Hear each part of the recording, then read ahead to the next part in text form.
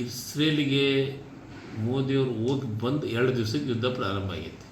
ಹೌದಾ? ಈಗ ನನಗೆ ಮೊನ್ನೆ ಯಾರೋ ಒಬ್ಬರು ಸ್ಟೇಟ್ಮೆಂಟ್ ಮಾಡಿದರು, ನಾನು ಔಷಧಿಯಾಗಿ ಮಾತಾಡಿದ್ದನ್ನು ಕೇಳಿದೆ. ನಮ್ಮ ಹತ್ರ 7ರಿಂದ 6 ತಿಂಗಳ ಆಗಷ್ಟು ಪೆಟ್ರೋಲ್ ಮತ್ತು ಡೀಸೆಲ್ ಸ್ಟಾಕ್ ಐತೆ ಅಂತ ಹೇಳಿದ್ರು. ಹೌದಾ? ಇದು ಮಾಧ್ಯಮದಲ್ಲಿ ನೀವೇ ತೋರಿಸಿದ್ದು. ಯಾಕೆ ನಮ್ಗೆ 2 ರೂಪಾಯಿ ಜಾಸ್ತಿ ಆಯ್ತು? 6 ತಿಂಗಳ 7 ತಿಂಗಳ ನಮ್ಮ ಹತ್ರ ಸ್ಟಾಕ್ ಐತೆ ಇರೋದ್ರಿಂದ ಯಾಕೆ ನಮಗೆ ಪೆಟ್ರೋಲು ಮತ್ತು ಡೀಸೆಲ್ ರೇಟ್ ಜಾಸ್ತಿ ಆಯ್ತು? ಯಾವ ಕಾರಣಕ್ಕಾಯ್ತು? ನೀವು ಹೇಳಿದ್ದಲ್ಲಪ್ಪ, ನೀವು ಸ್ಟೇಟ್ಮೆಂಟ್ ಮಾಡಿರಿ, ನಂದಲ್ಲಿದು, ನಾನು ಹೇಳಿದ್ದಲ್ಲ. BJP ಸರ್ಕಾರದಾಗಿರುವಂಥ ವಿದೇಶಾಂಗ ಸಚಿವರು, ಪೆಟ್ರೋಲಿಯಂ ಮಿನಿಸ್ಟ್ರು, ಅದಕ್ಕೆ ಸಂಬಂಧಪಟ್ಟಂಥ ನಾನು ಮಾಧ್ಯಮದಾಗ ನೋಡಿದ್ದು.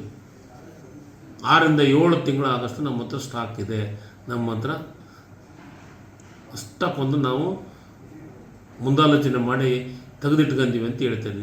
ಹೇಳಿದರೆ ಮತ್ತು ಇದನ್ನ ಯಾಕೆ ಮಾಡಿಲ್ಲ?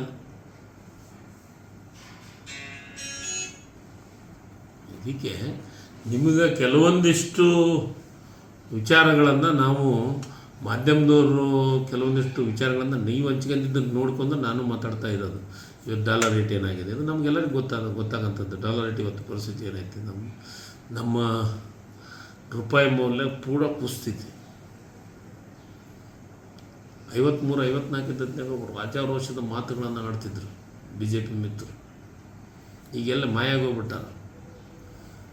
ಆಮೇಲೆ ಅಮ್ಮ ಯಾರು ಇಲ್ಲ, ಇವರು ಸ್ಮೃತಿ ಇರಾನಿ ಅಮ್ಮ ಫಸ್ಟಿಗೆ UPA ಗೌರ್ಮೆಂಟ್ ಇದ್ದಾಗ ಇದನ್ನೇ ಹೊತ್ಕೊಂಡು ಆಡ್ತಿದ್ಲು, ಗ್ಯಾಸ್ ತಲೆ ಮ್ಯಾಗ ಇಟ್ಕೊಂಡು ಆಡ್ತಿದ್ಲು. ಈ ಗ್ಯಾಸ್ ಎಲ್ಲಿ ಇಟ್ಕೊಳ್ಳೋಣ? ನಾವೀಗ ತಲೆ ಮ್ಯಾಗ ಹೊತ್ಕೊಳ್ಳೋಣ, ಕೈಯಾಗ ಇಟ್ಕೊಳ್ಳೋಣ? ಇವತ್ತು ಗ್ಯಾಸಿನ ಪರಿಸ್ಥಿತಿ ಎಲ್ಲಿ ಬಂದೈತಿ? ಎಲ್ಲಿ ಹೋದ್ಲ ಅಮ್ಮ? ಮಾಯ ಆಗಿಬಿಟ್ಟಾಳ ಸ್ಮೃತಿ ಇರಾನಿ. ಆಮೇಲೆ ನಮ್ಮ ಶೋಭಾ ಕರಂದ್ಲಾಜೆ ಮೇಡಮು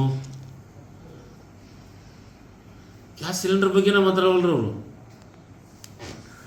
ಅದು ಗ್ಯಾಸ್ ಸಿಲಿಂಡರ್ ಈ ಸದ್ಯ ನಾವು ಹೇಳಕ್ಕೆ ಹೋದ್ವಿ ಅಂದ್ರೆ ಯುದ್ಧ ಐತೆ. ಇದು ಯುದ್ಧಕ್ಕಿಂತ ಮೊದಲು ಏನೈತೆ?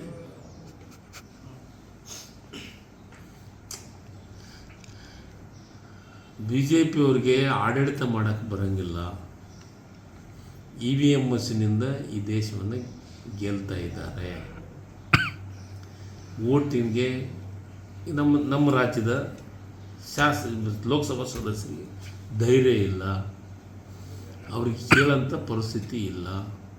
ನಮಗೆ ಅನ್ಯಾಯ ಒಂದಲ್ಲ, ಸುತ್ತು ಕಡೆ ಅನ್ಯಾಯ ಆಗ್ತಾಯಿದೆ. ಟ್ಯಾಕ್ಸ್ನಾಗ ಅನ್ಯಾಯ ಆಗತ್ತೈತಿ, ಸೆಂಟ್ರಲ್ ಗೌರ್ಮೆಂಟ್ ಬರ್ಬೇಕಾದ ದುಡ್ಡಿನೊಳಗೆ ಅನ್ಯಾಯ ಆಗ್ತಾಯಿದೆ.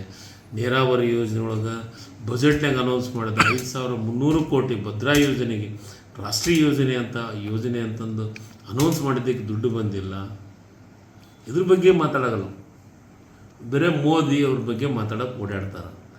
ಇದನ್ನೆಲ್ಲ ಒಂದು ಕಡೆ BJP ಅವರಿಗೆ ಅವ್ರಿಗೆ ಅರಿವೇ ಇಲ್ಲ ಈ ರಾಜ್ಯದ ಬಗ್ಗೆ.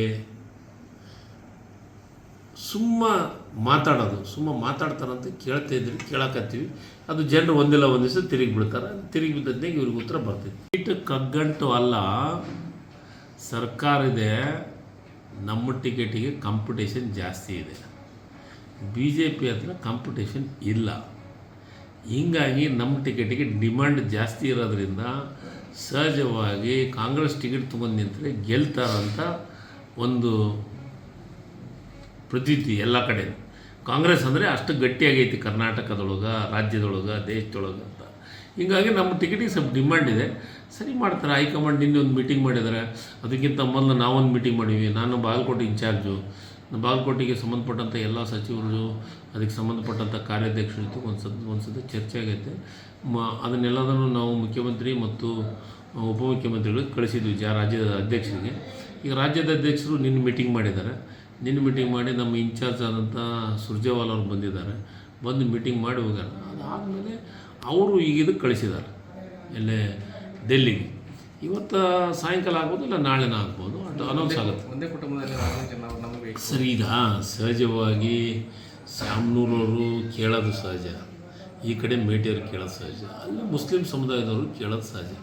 ಟಿಕೆಟ್ ಅಂದರೆ ಎಲ್ಲರೂ ಕೇಳೋದು ಸಹಜ. ಅದು ಯಾರಿಗೆ ಎಲ್ಲರೂ ಟಿಕೆಟ್ ಕೇಳ್ಬೋದು. ಆದರೆ ಕೊನೆಗೆ ಹೈಕಮಾಂಡ್ ಏನು ಹೇಳ್ತೈತೆ ಅದನ್ನು ಕೇಳುವಂಥ ಕೆಲಸವನ್ನು ನಾವು ಮಾಡ್ತೀವಿ. ಕೂಡ ಮುಂಚೆನೇ ಹೋಗಿ ನಿನ್ನೆ ಒಂದು ಒಳ್ಳೆಯ ದಿವಸ ಐತೆ.